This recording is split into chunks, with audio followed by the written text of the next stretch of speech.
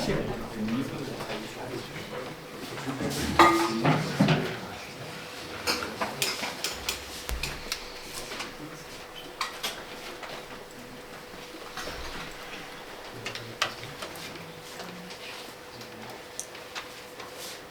Donc, bonjour à tous et à toutes. Donc Angélie, moi je travaille en tant que chargée de mission de gestion intégrée de l'eau à la direction départementale des territoires de la Lozère, la DDT de la Lozère. Donc, pour simplifier, si jamais il y en a qui ne connaissent pas, la DDT dans le domaine de l'eau, c'est la police de l'eau. Vraiment pour simplifier. Donc on va parler cet après-midi des solutions fondées sur la nature, ou SFN, en gestion de l'eau. Donc désolé si vous avez déjà vu un petit peu ces termes-là ce matin, j'imagine. Mais en aquaculture. D'accord, donc ça n'a rien à voir. Donc je commence donc par une petite définition. Non, pardon, excusez-moi. Oui, je l'ai mis sur la diapo de la première.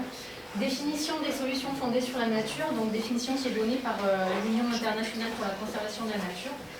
Donc ce sont des actions qui visent à protéger, à gérer durablement ou à restaurer des écosystèmes, et ceci pour relever ce qu'on appelle des défis de société. Donc ça peut être la lutte contre les changements climatiques, la gestion des risques naturels, l'approvisionnement en eau potable notamment, ou la sécurité alimentaire. Et donc ces solutions fondées sur la nature, elles doivent assurer le bien-être humain et produire des bénéfices pour la biodiversité. Donc elles s'appuient sur les écosystèmes. Et l'objectif, c'est vraiment d'améliorer le fonctionnement naturel de ces écosystèmes, puisqu'on sait qu'un écosystème, par exemple une rivière, qui est en bon état de fonctionnement, elle va rendre des services à notre société, notamment l'auto-épuration de l'eau. Et donc, c'est important pour notre société d'avoir ces écosystèmes en bon état, en meilleur état possible. Et les solutions fondées sur la nature sont notamment là pour aider à ça, tout en répondant à ces fameux défis de société. Donc ce terme de solution fondée sur la nature, il a été avancé justement par l'UICN, l'Union internationale de conservation de la nature, pour la première fois en 2009 à Copenhague, dans le cadre de la Convention cadre des Nations Unies sur les changements climatiques.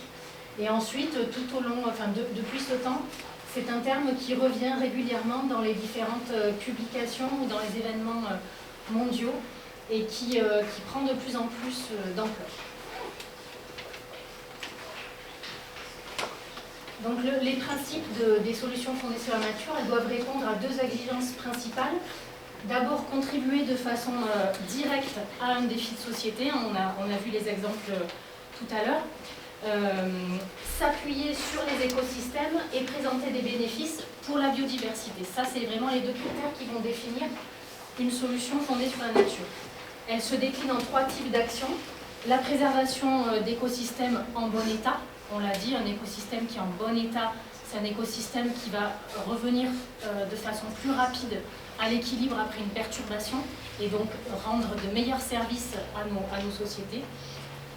Une amélioration de la gestion des écosystèmes pour une utilisation durable, toujours dans un but d'utilisation pour notre société, ou la restauration d'écosystèmes qui ont été dégradés. On peut également créer des écosystèmes, je ne sais pas si on sait parfaitement le faire, mais le mieux c'est toujours de les préserver quand ils sont en bon état. Un petit mot sur le plan national eau qui a été lancé en mars 2023 par le gouvernement français. Il y a 53 mesures qui ont été définies dans ce plan national eau, dont une, la mesure 30, qui consiste à labelliser solutions fondées sur la nature, 70 projets sur le territoire français. Donc ces 70 projets, si vous pouvez passer, merci. Vous avez ici, alors je ne sais pas si on voit bien, je ne suis pas sûre, la carte de la France métropolitaine avec en vert les projets qui ont été labellisés en 2024. Donc ceux qui sont labellisés, c'est ceux qui ont une petite étoile, mais je pense qu'on ne voit rien du tout là où vous êtes. Et en bleu, c'est ceux de 2025. Donc on voit par exemple qu'en Lozère, on a un projet qui a été labellisé Solutions fondées sur la nature dans le cadre du plan eau, sur le massif de la Croix de Bord et le massif de Charpal. Donc c'est la préservation des zones humides dans les espaces forestiers publics de Lozère, qui est portée par l'ONF et le Conservatoire d'espaces naturels Occitanie. Alors je ne vais pas le détailler plus que ça, parce que je pense que juste après, c'est ce projet-là que tu veux... voilà, donc sachez que c'est en tout cas un projet qui est reconnu au niveau national comme une solution fondée sur la nature. Donc dernièrement, il y a une étude également du Haut Commissariat à la stratégie et au plan qui s'appelle L'eau en 2050, grave tension sur les écosystèmes et les usages, qui a mis en avant les solutions fondées sur la nature pour essayer de répondre comme une solution partielle à l'adaptation au changement climatique.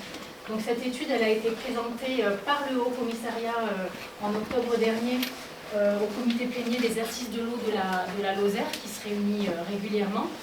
Et donc l'objectif de cette étude, c'est d'identifier les périodes de l'année où les tensions sur la ressource en eau pourraient apparaître, donc c'est-à-dire lorsque les besoins environnementaux ou les besoins humains ne seraient pas satisfaits. Donc c'était bien l'objectif de l'étude. Donc il y a eu un premier... donc le travail a été mené à l'échelle de 40 sous-bassins versants. Donc vous avez des découpages sur les cartes, mais je ne pense pas non plus que ça se voit bien. Selon 3 scénarios de développement différents. Donc le scénario tendanciel qui consiste à poursuivre ce que l'on fait aujourd'hui. Donc vous verrez dans les scénarios, c'est toujours le pire. Hein. Ça ne se veut pas alarmiste, hein, mais bon, c'est un peu la réalité.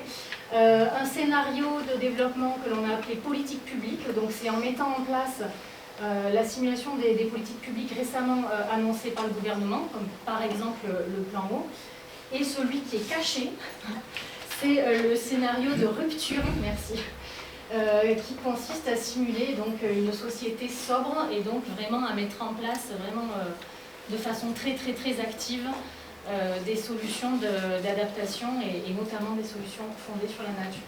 Donc il y a eu dans un premier temps un travail sur l'évolution de la demande en eau entre 2020 et 2050.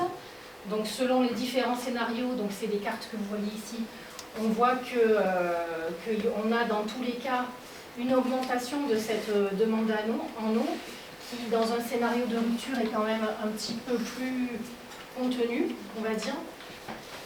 Ensuite, dans un deuxième temps, merci,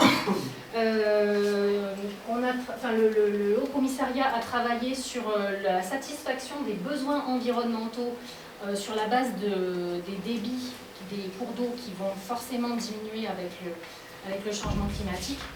Donc sur plusieurs mois, alors j'ai pas mis des cartes sur cette diapo, c'est sur celle d'après, je sais pas forcément réfléchi. Donc sur plusieurs mois, on voit que les besoins environnementaux, donc notamment des cours d'eau, ne seront pas forcément satisfaits, y compris pour les années humides. Donc c'est ce qui justifie justement de mettre en place des solutions fondées sur la nature pour essayer d'avoir des écosystèmes les plus résilients possibles, c'est-à-dire qui vont revenir à l'équilibre plus facilement suite à une perturbation.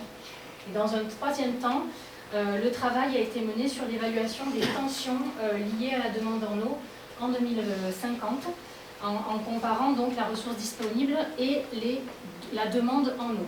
Et donc vous voyez, ça ce sont ces cartes ici, alors c'est des cartes pour une année sèche, y compris dans un scénario de rupture, on a plusieurs mois, en couleur ce sont les mois, durant lesquels la situation hydrique s'aggrave. Donc les conclusions principales de l'étude, c'est donc que, comme on le disait tout à l'heure, les situations de stress chronique des écosystèmes vont être de plus en plus importantes, donc sur plusieurs mois, voire sur plusieurs années consécutives. Donc là, ici, ce sont la carte du nombre de mois de non-satisfaction des besoins environnementaux à l'horizon 2050, donc sur une année sèche et sur une année humide.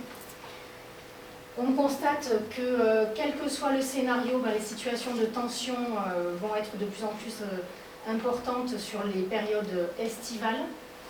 Et enfin, on constate également que le sud-ouest, je ne sais pas si vous avez remarqué, même sur les cartes précédentes, le sud-ouest semble toujours plus touché que les autres secteurs de France.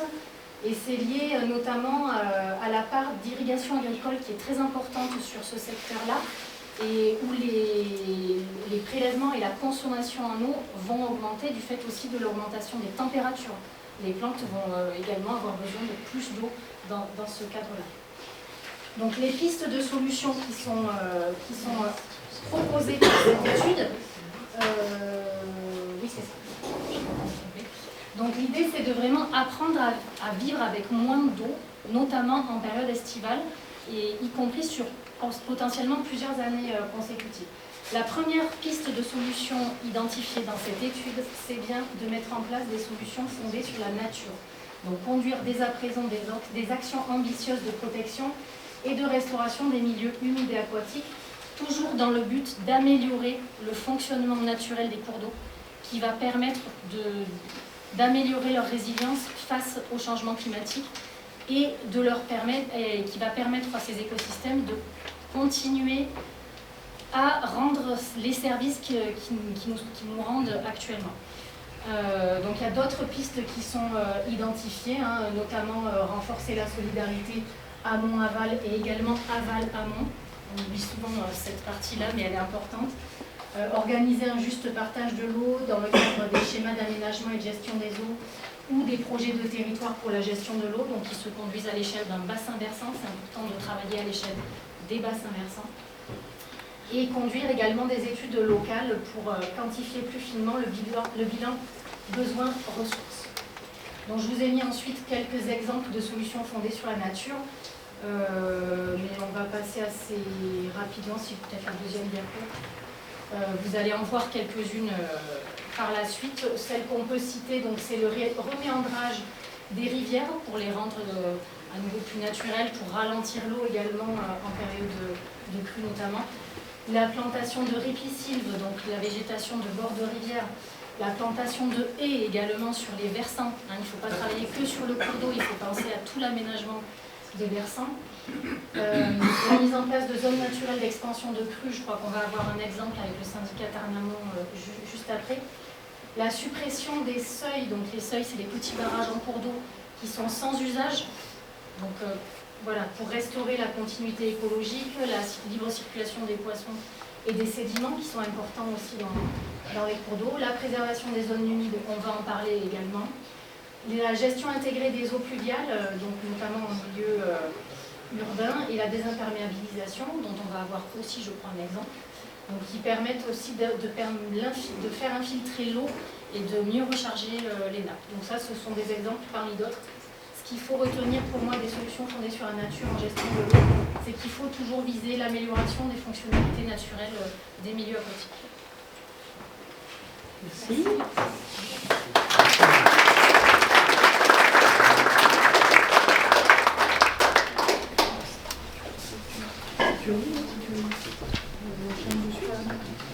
Pour poursuivre avec cette introduction, on va parler justement de la solution de la gestion intégrée des eaux pluviales avec